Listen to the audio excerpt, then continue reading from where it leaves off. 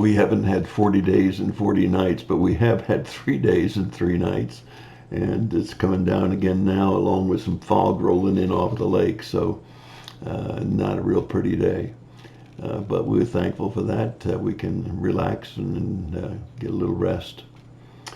Chapter 8, the book of Genesis. We found Noah having stepped outside of his ark, having been in the ark for a year plus.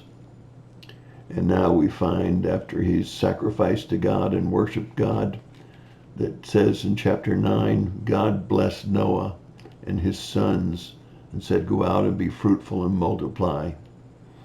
And he tells us that he wants us to be sure that we understand that every beast will fear mankind.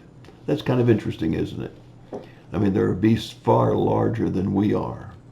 And unless pressed into a corner, or unless challenged or threatened, they're young. Most every one of these beasts fear man. They would probably only come after man if they're really hungry and take a chance on a fight for their food.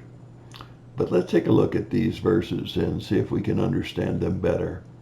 Chapter 9, verses 13 through 17.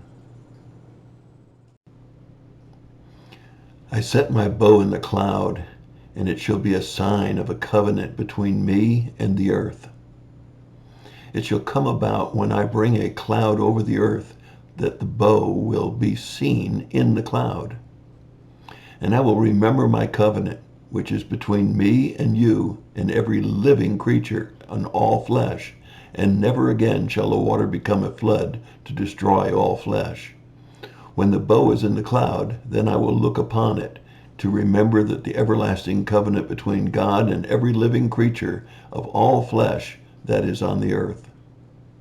And God said to Noah, this is the sign of the covenant which I have established between me and all flesh that is on the earth.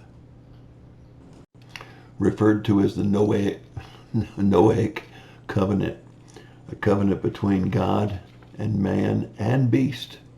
I think it's really interesting as you read through chapter 9. As a matter of fact, as you read through from the very beginning, God's great esteem, not just for mankind, but also for the animals that he created.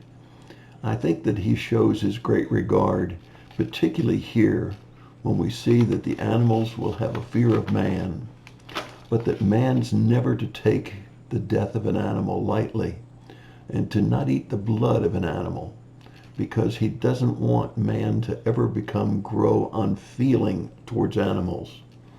The sacrifice that is made when an animal dies, even though it may be for the food for man, God wants us to respect that life. And here in chapter 9, we see a number of things that have changed. From the creation, when man was to eat plants, he's now allowed to eat meat. And we also see that he's to take great regard for man's life, and that only when life is taken should a life be taken. And so we also see this wonderful, wonderful image of a rainbow. Now, sometimes people think that the bow means a bow like you would tie on a package, but this is a bow like a bow and arrow. And the bending of that bow is towards the heavens. If you were to shoot an arrow, the bow would be bent upward, and God would take the arrow. He would become the sacrifice for mankind through his only begotten Son, Jesus. Yes, this is a very interesting chapter, and I think that it would be wise for you to read it slowly and carefully, to look at this new covenant that God made with man and beast, that he would never again flood the earth as a way of judgment.